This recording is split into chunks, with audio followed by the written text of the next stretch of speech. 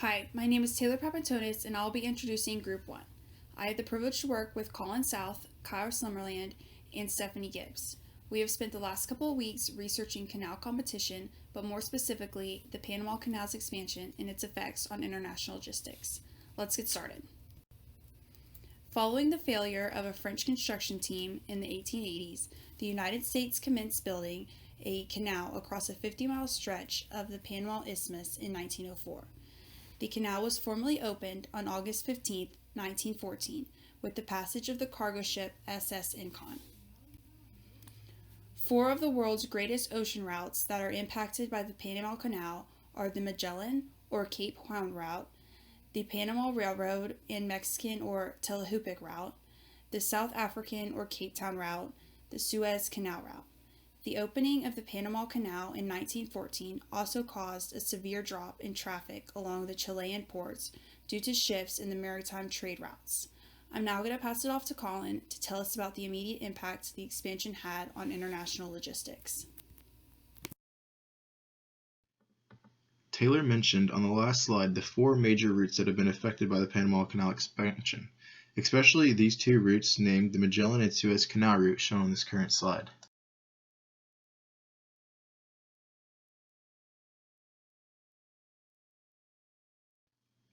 The primary routing factors which operate in favor of the Panama Canal are the length of the voyage and the length of time required to reach destinations, referring to not only the distance in miles but also the time that is saved by using this passageway, along with fuel cost and the relative ease of obtaining profitable cargo, as well as the absence of presence of transshipment cost.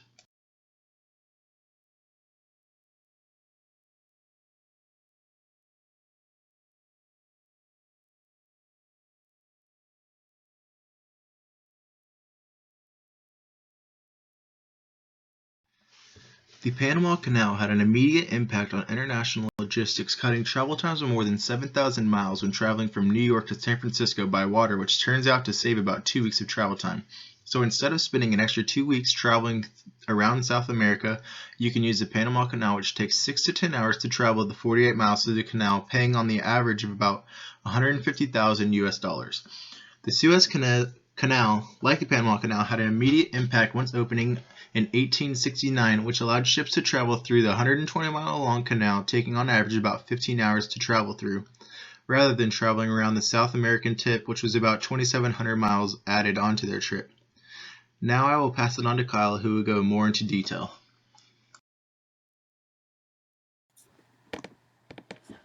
As Colin stated, I will be digging deeper into the expansion of the canal and what that means for international logistics. The expansion of the Panama Canal has been home to many problems and pushbacks delaying the opening. As demand was rising for efficient global shipping of goods, the canal has positioned to be a significant feature of world shipping for the foreseeable future.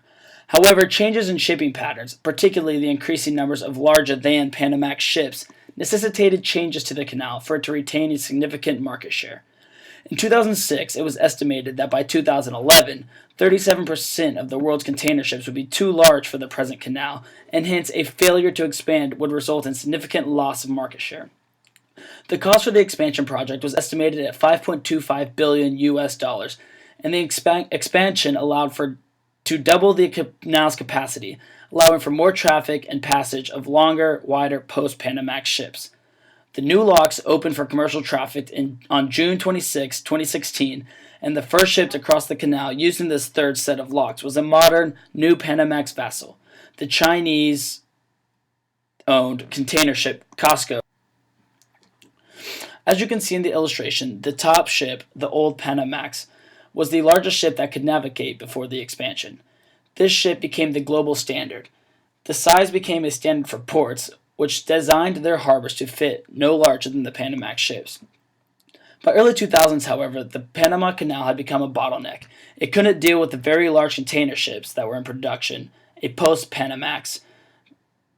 The Panama Canal was still very busy, but while Panamax or smaller ships represented 80% of the container ship fleet, they only carried 55% of its cargo, an amount estimated to drop to 40% by 2030. The expansion increased capacity to 1.7 billion cubic meters. The biggest container ships that could use the old canal, the Panamaxes, could carry around 5,000 TEUs. These new Neo-Panamaxes that will squeeze through these new locks can carry around 13,000 TEUs, a significant change. It will also change how freight moves around the world. Traffic could divert from the Suez Canal, and larger vessels, which currently ply the route between Asia and America's East Coast, now have the option of going through Panama. America's East Coast ports would still get busier.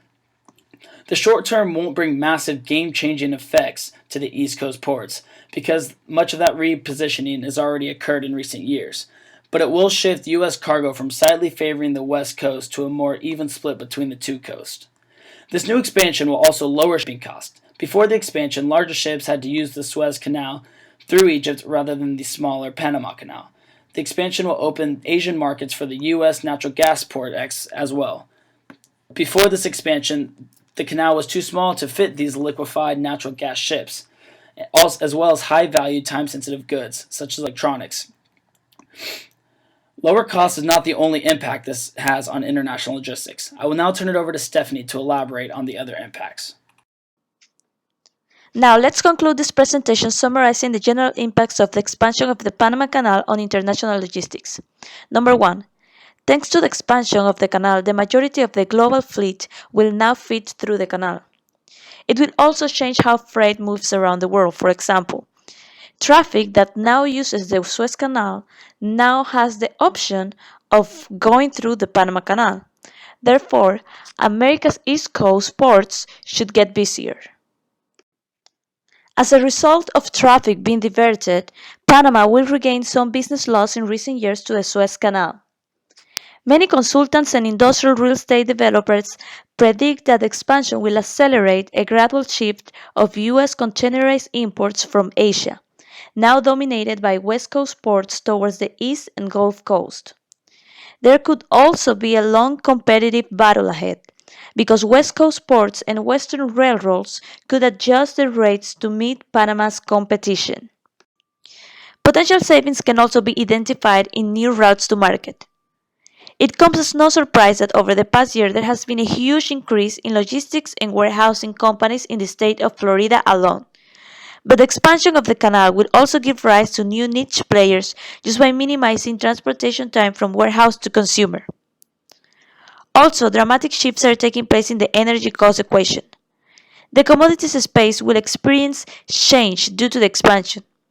In Florida, the Panama Canal creates a model where companies can move natural gas to the Americas and the Caribbean islands, and the cost of moving containers internationally has fallen dramatically. Also, southeastern states are becoming business meccas. The Panama Canal will be a solution for Florida-based businesses that are looking to move goods overseas as inexpensively as possible. For this reason, companies in the region should also consider the benefits related to free trade agreements. Data has shown that international trade has increased for states in this region, including Florida, within countries where free trade agreements have been implemented.